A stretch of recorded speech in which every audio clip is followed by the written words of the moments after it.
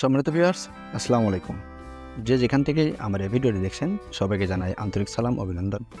আজকের ভিডিওতে আমরা আলোচনা করব যে দুইটি কারণে মুরগির বাচ্চার পাখা ঝুলে যায় এবং পরবর্তীতে সেটা গিয়ে মারা যায়। তো অধিকাংশ নারী উদ্যোক্তা যারা আমাকে বারবারই ফোন দিচ্ছেন এবং জানতে চাচ্ছেন যে তাদের মুরগি দিয়ে বাচ্চা ফুটিয়েছে বা ছোট ইনকিউবেটর রয়েছে বা ম্যানুয়াল কিছু ইনকিউবেটর রয়েছে যাদের মাধ্যমে তারা বাচ্চা উৎপাদন করেছে এবং সে বাচ্চাগুলো কিছুদিন 10 দিন 12 দিন বয়স হওয়ার সঙ্গে সঙ্গে তারা পাখা ঝুলে মারা যাচ্ছে বা মলদ্বারে মল লেগে তারা কিন্তু মারা যাচ্ছে। এটার কারণগুলো বিস্তারিত বলবো।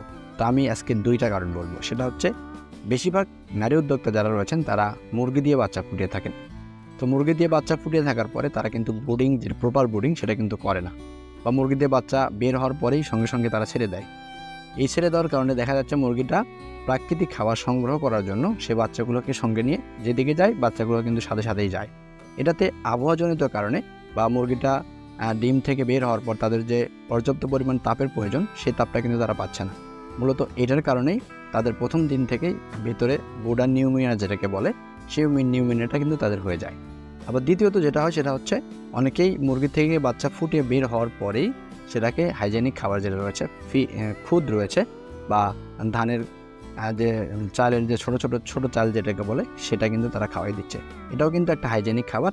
সেটা মুরগির বাচ্চার ভেতরে নাড়িভুড়ি ডেভেলপ হওয়ার আগেই যদি তাদের পাকস্থলীতে এই ছোট খাবার বা ছোট হাইজেনিক যে খাবারগুলো রয়েছে সেগুলো যদি চলে যায়, সেক্ষেত্রেও কিন্তু দেখা যাচ্ছে যে মুরগির বাচ্চাগুলো হজম শক্তি অভাবে সে বাচ্চাগুলো কিন্তু ডাইজেস্ট করতে পারে না, সেক্ষেত্রেও কিন্তু বাচ্চাগুলোর পাখা ঝুলে যায়।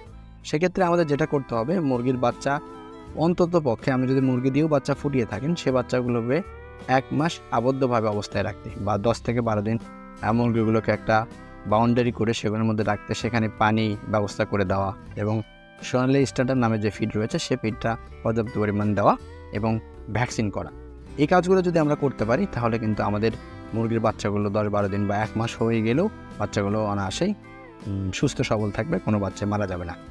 আর পাখা ঝুলে যদি কোনো কারণে যদি আপনার এইভাবে পালার পরেও যদি আপনার বাচ্চাগুলোর পাখা ঝুলে যায়, সেক্ষেত্রে কিন্তু আপনার সঙ্গে সঙ্গে ঔষধ ব্যবহার করতে পারেন। আপনি যে কোনো একটা অ্যান্টিবায়োটিক ব্যবহার করতে পারেন, ডিনামক ব্যবহার করতে পারেন, অ্যামোক্সিসিলিন ব্যবহার করতে পারেন এবং পাশাপাশি মুরগির বাচ্চা যারা মেশিন দিয়ে বাচ্চা ফুটিয়ে থাকতেছেন, অল্প পরিসরে 50টা 100টা বাচ্চা রয়েছে, তারাও কিন্তু কষ্ট করে হলেও আপনার বাচ্চাগুলোকে বোর্ডিং করবেন। কারণ একটা মুরগির বাচ্চা একটা নতুন খামারি বা নতুন উদ্যোক্তার কিন্তু একটা স্বপ্ন। যদি প্রথম স্বপ্নটা তার নষ্ট হয়ে যায়, সেক্ষেত্রে কিন্তু সে পরবর্তীতে সে আর নতুনভাবে উদ্যোগ হয় না যে আবার নতুন করে সে খামারে সংযুক্ত হবে।